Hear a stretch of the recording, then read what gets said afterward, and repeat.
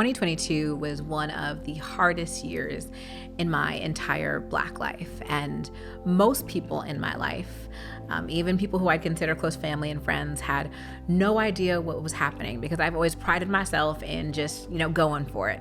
I'm still gonna work. I'm still gonna do all the things. Nobody needs to know what's going on. But I had 3 major life events that happened that I'm just gonna, put it out there and I'll just share. Now on the other side, I can say that I am the happiest I've ever been. I experience joy daily. I am beyond grateful for my life, for my friends, for my family, for my business, for my career, for so much of my life that I wasn't acknowledging prior to these 3 life events in 2022. Welcome to the Your Next Move podcast, where I could be your actual next move.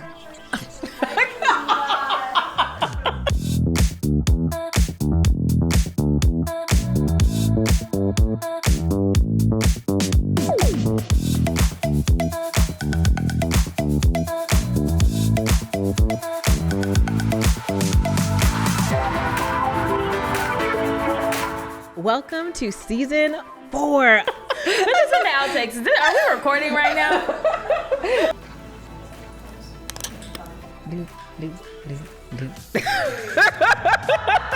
All of it. I am so excited. This season is about what you need to maximize your life, maximize your career. It's all about you. I'm going deeper into the relationships that you need. I'm doing deeper insights from my articles on The Cut to make sure that I can really answer your questions. But don't take it from me, y'all. Take a listen. Who's doing work and who's not half-stepping? I think I probably said on the podcast before, I believe that mediocrity is contagious. And I don't like hanging out with people who are mediocre, like not working. And I never got asked a question, well, it looks like you move around so much. Why? Because I think I had strong brands on my resume that okay, you've worked for Fortune 500 companies. Mm-hmm. And I also can show that I've delivered value, right? I've launched multi-million-dollar products. This has been the impact of the products that I've launched. But also, I own my story, right? I'm not going into interviews saying, well, I don't really know why I'm here. I know that I'm the prize. So if y'all don't see it, that's your loss, okay? So I'm very vocal about my needs now since reading your book. Good. Okay. Okay, so you want to move up, so now let me just throw this on you. Let me throw these tasks on you. I know you can do that, so let me just give you more on your plate. A higher title, I want more responsibility. Did they give you more money at least? Yes. Okay. So they did. Yeah. Okay. I know that getting more money does not make it better. It does not, but it makes it a little better. What do you feel like is the biggest piece of leadership development that our generation is missing right now? Networking. People say they network and people say they're networking. They're not. Networking from a human to human ideology. That's what I always call it. So treating people as humans first. I don't walk in and ask people what their title is. I don't walk into any networking event and just give me your 30-second pitch. What's gonna make you different if everybody has a commercial? To me, it's just being a human. I grew up in the era of girl power, yes. right? Like Spice 1990s, girls. right? Tell you what I want, what I really, really want. Yes. Take your daughter to work day, right? Yes. That's really peak 90s. Yeah. And the whole idea was that, we're gonna get to equality by empowering the next generation. Yes. Now here we are. The numbers of women in leadership, in political office, as CEOs, really has not changed. We are leaning in, we are speaking up.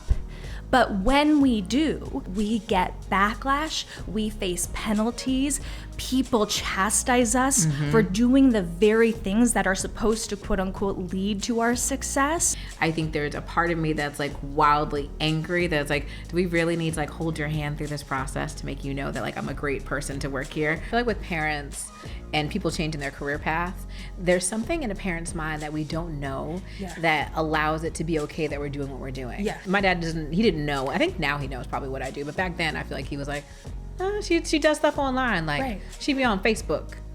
You know, they're like, we don't understand. Yeah. And their generation is, you get a good job, Yep. you stay at that good job, you retire from said good job. Exactly. And that's the only track that they understood. Exactly. And now we're showing them differently, which helps our generation to show our children better, you know? That we could do things that are different. Yeah, bigger possibilities. Recovering from burnout can take as much as 11 weeks to 2 years. So even when it comes to understanding how that's impacting your life, it just really can look different. And stress isn't bad, right? Burnout stress is bad. That's chronic stress over a long period of time. But stress, some people function well on it, right? Sometimes it helps us be our most creative self. I'm stressed out here, but we're in jobs that can cause stress. It's more of, what are you going to allow to happen over a long period of time? You could take leave for a week. You could take leave for a month, for 6 months, for a year in some companies. And many times I think you don't even have to share. There's like an alternative third party who you go to.